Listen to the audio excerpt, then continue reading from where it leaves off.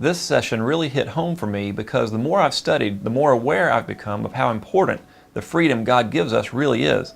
It's amazing how much He trusts us and loves us. It's also amazing how much I've squandered my time and abilities in the past.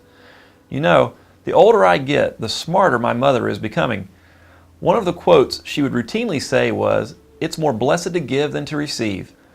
I used to consider this a simple statement meant to keep my brother and I from being selfish and to get us to experience the joy of giving. But that's looking at the process as transactional. What my mom was driving at, and what I've just recently realized from the session, is that to give or to serve is not transactional, it's relational. Transactions happen once. Relations take time and effort. God tells us we have to engage in acts of righteousness. We are called to serve one another. This is clearly relational. That's why He gives us special gifts and why we're created to do good works. In Romans 6:19, God even promises to sanctify us as a result of our acts of righteousness. My reality has been that I exist under God's harvesting law. Simply, I reap what I sow. When I have chosen to be selfish, not give, and follow my own pursuits, I have sinned repeatedly and hurt those that mean the very most to me.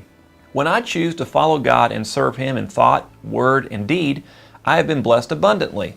For example, I recently helped several men renovate a bathroom for a lady who was in desperate financial need. Now, going into the project, my thought was we would be doing her a big favor. It turns out the hours spent there benefited her, but the biggest reward was discovered simply in the doing. Not only was the fellowship a time of growth for me, but as a team, we also made a commitment to seek other projects.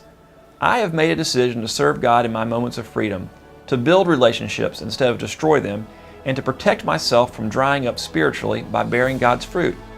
God's sanctification of me has only just begun.